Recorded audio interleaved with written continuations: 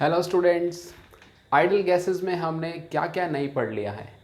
Laws पे laws पढ़ते चले जा रहे हैं। आई थिंक सबसे ज़्यादा लॉ से भरा हुआ चैप्टर यही है। एकमात्र थ्योरी इसमें आई है और वो है अब, that is called kinetic theory of gases. ये थ्योरी इस बात पर बेस्ड है कि हम गैस की पूरी पढ़ाई एक छोटे से मॉलिक्यूल के मोशन से कर सकते हैं। एक कंटेनर है, उसमें मॉलिक्यूल्स भरे हुए हैं, गैस का सैंपल है, उसका प्रेशर है, वॉल्यूम है, टेम्परेचर है, उसके पार्टिकल्स हैं। इन सारी चीज़ों का जो आपस में तालमेल है वो हम काइनेटिक थ्योरी ऑफ गैसेस में पढ़ते हैं। और पढ़ने का ज़रिया बहुत ही सिंपल है, basic Newtonian science, classical science की हेल्प से हम पीवी एंड आरटी का डेरिवेशन कर लेंगे।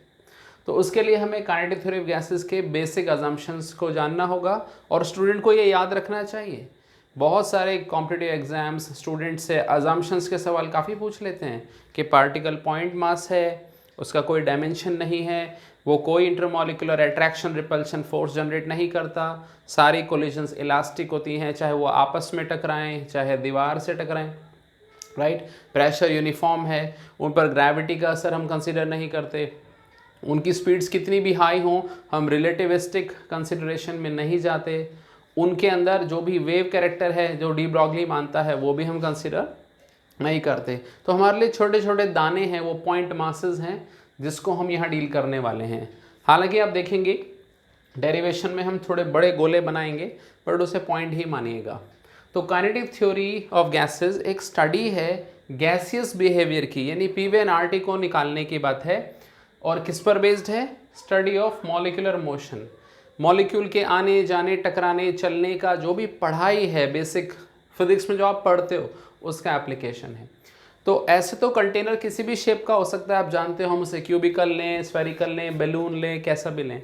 बट हमेशा थ्योरी किसी भी चीज़ का डेरिवेशन तब ज़्यादा अच्छा समझ में आता है जब हमारे बेसिस और हमारे एजम्पशंस और हमारे टूल्स बहुत ही साफ़ सुथरे हों। तो हमने क्यूबिकल कंटेनर लिया, यानी ऐसा डब्बा जो क्यूब है, उसमें लेंथ, ब्रेड्थ और हाइट सब L के बराबर है। तो वॉल्यूम हो जाएगा जी L क्यूब। उसमें हमने जितने भी पार्टिकल भरे उसे कैपिटल N मान लिया। और ये बात हम अपने मोल कॉन्सेप्ट में जानते ही हैं और आप भी देख रहे हो, capital N is number of moles, small n into Na। यहाँ स्मॉल n है नंबर ऑफ मोल्स और Na आप जानते हैं Avogadro number which is a fixed value. अब प्रेशर P है और टेम्परेचर T है। तो अब हम चाहते हैं प्रेशर का, वॉल्यूम का, मोल्स का और टेम्परेचर का जो आपस में संबंध है वो इस मॉलिक्यूल की पढ़ाई से आ जाए। तो KTG की रेसिपी सुन लीजिए है क्या। सबसे पहले आप एक डायरेक्शन सेलेक्ट करेंगे। पहला पॉइंट, पिकअप ए डायरेक्शन। डायरेक्शन एक क्यों ली? क्योंकि मॉलिक्यूल तीनों दिशाओं में चलता है और वो सारी दिशाओं में एक जैसा बिहेव करता है। ऐसा हो ही नहीं सकता कि इधर लगने वाला प्रेशर उधर के प्रेशर से अलग हो। हम जानते हैं ना गैस का प्रेशर यूनिफॉर्म होता है, तो हम किसी भी डायरेक्शन में उसको पढ़ के बाकी डायरेक्शनों में भी ऐसा मान लेंगे। This is the beauty of assumption, statistics, thermodynamics है ये। तो pick up one direction, any direction of your choice, then find a momentum due to a particle on an average. आप किसी पार्टिकल का कोई मोमेंटम कंसिडर कर लो, क्योंकि वो कोलिजन करेगा तो मोमेंटम में ट्रांसफर होगा, मोमेंटम प्लस से माइनस हो जाएगा, इलास्टिक कोलिजन है, राइट। तो पहले आप उसका मोमेंटम एवरेज रूप में लेंगे, then get the total force. उसकी टक्कर और उसके फोर्स में क्या रिलेशन है ये भी हम फिजिक्स से सॉल्व करेंगे कि मोमेंटम जब ट्रांसफ़र होता है उसमें कितना समय वो लेता है, फिर उससे कोई फोर्स पैदा होता है क्या, ये सारी बातें। और बाद में फोर्स को हम दीवार के एरिया, हम जैसे जानते हैं ना pressure is force per unit area, तो दीवार पर लगने वाले लगातार जो फोर्स मॉलिक्यूल से आ रहे हैं उसको L² से डिवाइड करके हम प्रेशर के एक्सप्रेशन बना लेंगे और उस प्रेशर के एक्सप्रेशन को जनरल रूप दे देंगे। और वहाँ पर हम KTG का सबसे इंपॉर्टेंट एजम्पशन यूज़ करेंगे, वो क्या है? Average kinetic energy of gas molecules is directly proportional to temperature in kelvin, right. KE for 1 mole is 3/2 RT. This we will use when we have to convert our equation. अब आइए इसका सुधार कर लेते हैं। तो जैसे कि मैंने यहाँ पर 4 एजम्पशंस बोले, ये रेसिपी है। तो हमने 2 दीवारें मान ली L² एरिया की और वो L दूर पे खड़ी हैं, यानी हम एक्स एक्सिस की डायरेक्शन कंसीडर कर रहे हैं मान लीजिए। तो मॉलिक्यूल के Vy और Vz मोशन से हमें कोई मतलब नहीं है। अगर दीवार Vx है, like this is the direction of Vx, तो इस दीवार पर Vy और Vz की स्पीड से कोई टक्कर नहीं हो सकती, सिर्फ Vx ही जिम्मेदार है। तो ये रहा मोशन। अब इसको पीरियोडिकली देखिए, पीरियोडिकली कैसे, हालांकि मॉलिक्यूल बीच में एक दूसरे से टकराते हैं, लेकिन उन टक्कर में वो ज़्यादा समय नहीं लगाते। जैसे एक मॉलिक्यूल चला, टकराया, तो दूसरे ने उसकी जिम्मेदारी संभाल ली। ऐसे कोई ना कोई मॉलिक्यूल आगे बढ़ता रहेगा और दूसरा पुराने वाले के बराबर हो जाएगा। तो हम एक मॉलिक्यूल को ही कंटिन्यूसली टकरा सकते हैं, बार बार उनके सिर टकरा सकते हैं दीवारों से। तो ध्यान से देखिएगा, ये दो दीवारें हैं जिसमें L की दूरी है, यहाँ दिख रहा है, वो यहाँ बना दिया। दीवार को अब ऐसे देख दिया, स्लैंट है, रेक्ट स्क्वायर है, बट अभी हम साइड से देख रहे हैं तो लाइन दिखेगी। तो पहली टक्कर हुई, फिर कुछ समय बाद दूसरी टक्कर हुई, फिर तीसरी कोलिजन और फिर चौथा कोलिजन। ऐसे लगातार वो कोलाइड करता जा रहा है। ऐसे वो नीचे भी जा सकता है, ऊपर भी जा सकता है, आगे पीछे, बट पिक्चर अच्छी बनाने के लिए हमने ऐसे ड्रॉ किया। अब ध्यान से देखिए, जब पहली टक्कर हुई तब टाइम था 0, तब हमने घड़ी शुरुआत की, we started the stop watch. फिर वो इधर गया L डिस्टेंस, फिर लौट के आया L डिस्टेंस। तो उस दीवार पे भी कोलिजन हो रहा है, बट हम अभी पढ़ाई इधर कर रहे हैं क्योंकि हम प्रेशर की वैल्यू इधर निकालना चाहते हैं। तो फर्स्ट कोलिजन और सेकंड कोलिजन में वो L को 2 बार चल रहा है, गया और आया। उसके बाद दूसरी कोलिजन और तीसरे कोलिजन में फिर गया और आया, फिर 2L, यानी हर कोलिजन में कितना ट्रेवल कर रहा है, 2L। और हम ये मानेंगे ऑन एन एवरेज किस स्पीड से कर रहा है, Vx, राइट। तो उसका टाइम कितना हुआ, 2L/Vx। तो ये हुआ average time between two collisions on one wall, right. इसको बहुत ध्यान से देखना होगा। अब आ जाइए थोड़ी सी फिजिक्स की बात करें। ये हो रहा है टक्कर से पहले और ये हो रहा है टक्कर के बाद। पार्टिकल जब टकरा रहा है उससे पहले उसका मोमेंटम है +x में, सो दैट इज +mvx। और टकरा चुका है तो वो लौट रहा है उसी स्पीड से, बट वेलोसिटी पलट गई है तो मोमेंटम है -mvx। तो कितना चेंज आया। कई बार बच्चे कहते हैं सर चेंज ही नहीं आया। जो बच्चे वेक्टर्स को अच्छी तरह जानते हैं वो ये समझ जाते हैं कि मैग्नीट्यूड चेंज ना हो फिर भी चेंज हो सकता है साइन की वजह से। तो देखिए, पहले था +mvx, अब है -mvx, यानी अगर पहले +1 था फिर -1 है तो 2 का चेंज आया ना। तो कितना चेंज आया, -2mvx। तो बॉल कह रहा हूँ, it's not ball, it's a tiny ball, molecule के मोमेंटम में -2mvx का चेंज आया।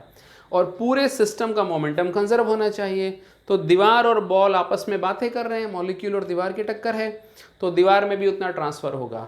अब गज़ब की बात यह है, अगर दीवार में मोमेंटम गया है तो दीवार चल क्यों नहीं रही। यहाँ थोड़ा सा फिजिक्स में सोचना पड़ेगा। अगर आप किसी चीज़ को मोमेंटम देते हो तो मोमेंटम वो एब्जॉर्ब कर लेगा। जैसे आप एक घूंसा मारिए दीवार में, तो भले ही आपको हाथ में चोट लग सकती है, लेकिन ग्लव पहन के ट्राई कीजिए, तो दीवार में भी मोमेंटम गया।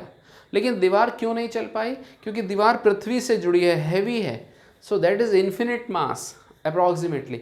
तो उसके अंदर मोमेंटम तो गया लेकिन स्पीड दिखाई नहीं देगी। तो हो क्या रहा है, कंटेनर की दीवार नहीं हिलेगी लेकिन उसे लगातार झटके मिलते रहेंगे, और ये ही लगातार टक्करें फोर्स पैदा करती है। अगर आप खूब सारे स्टूडेंट्स मिलकर दीवारों पर पंच करते रहे ना, तो दीवार में खतरनाक प्रेशर जनरेट हो सकता है। आपने सुना होगा, जैसे आर्मी जब ब्रिज पे जाती है तो उसे डिस्पर्स कर देते हैं, क्योंकि उनके लगातार पैर के जो स्टेप्स हैं उसके ऑसिलेशन से जो ब्रिज है वो कोलैप्स कर सकता है, बिकॉज सडन मोमेंटम ट्रांसफ़र हो सकता है। ये सारी फिजिक्स की बातें हैं। So will not go into science of stupids, will go to science of intelligents. तो पार्टिकल में -2mvx का मोमेंटम चेंज है, तो दीवार में +2mvx का होगा। अब दीवार उस मोमेंटम को सोख लेगी और हर बार इतना टाइम ले रही है।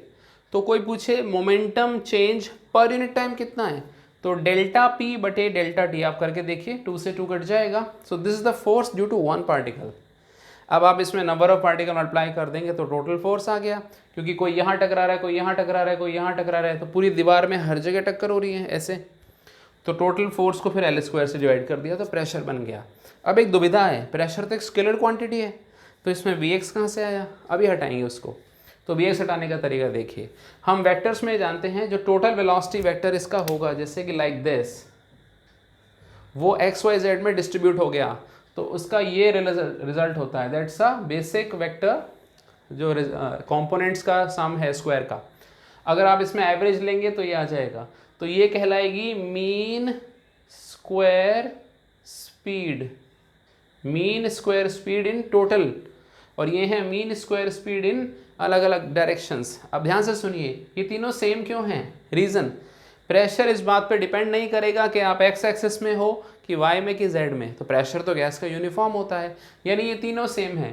जब भी ये तीनों चीज़ सेम होंगी तो ये इसके बराबर कैसे होंगी, when you divide by 3, so we get this result. यानी अब हम x से मुक्ति पाएंगे तो total mean square speed upon 3, so you get this relation, that's a beautiful relation. आपने वॉल्यूम का टर्म वहाँ भेज दिया तो PV आ गया। अब चाहिए एनआरटी, तो एनआरटी के लिए एक काम करो, बोल्ट्जमैन के और केटीजी के एजम्पशन में जाइए।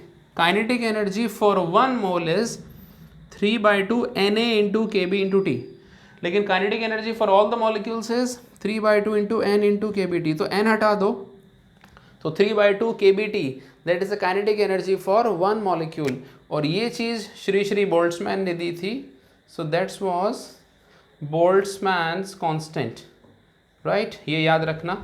इसका बहुत अच्छा रिजल्ट अभी मैं दूंगा, कैसे आएगा। तो आप काइनेटिक एनर्जी को देखिए, नंबर ऑफ पार्टिकल्स ये रहा और एक मॉलिक्यूल का ये रहा।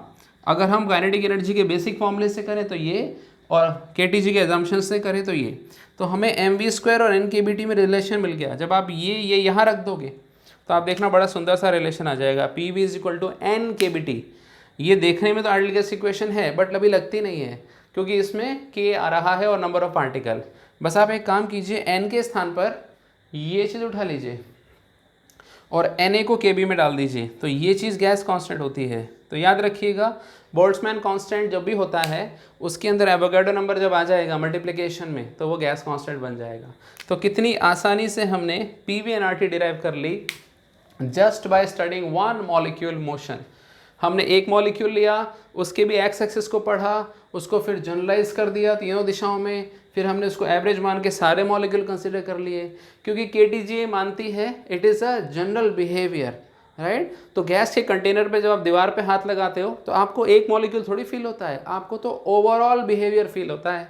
तो वो एक एवरेज रिजल्ट है, राइट। कई बार स्टूडेंट सोचते हैं सर एक मॉलिक्यूल टकरा रहा है, दूसरा वहाँ टकरा रहा होगा तो उसका प्रेशर कैसे आएगा। तो मैं उन्हें समझाता हूँ बच्चों, जब प्रेशर मेजर किया जाता है बैरोमीटर मैनोमीटर से, तो जितनी देर में आप मेजरमेंट लेते हो ना, तब तक सारे लगभग जितने टकराने होते हैं टकरा चुके होते हैं और हमें अच्छा खासा प्रेशर मिल जाता है, राइट। हम एक मॉलिक्यूल को इंस्टेंटेनियसली मेजर नहीं करते, हमारे सेंसेशन ऐसे हैं ही नहीं। सो दिस इज अमेजिंग थ्योरी। तो आइडियल गैस इक्वेशन में एकमात्र थ्योरी अच्छे से पढ़ लो, प्रूफ कर लो, समझ लो, सारे assumptions याद कर लो, ये बहुत काम आएगी, राइट। तो enjoy the topic, thank you.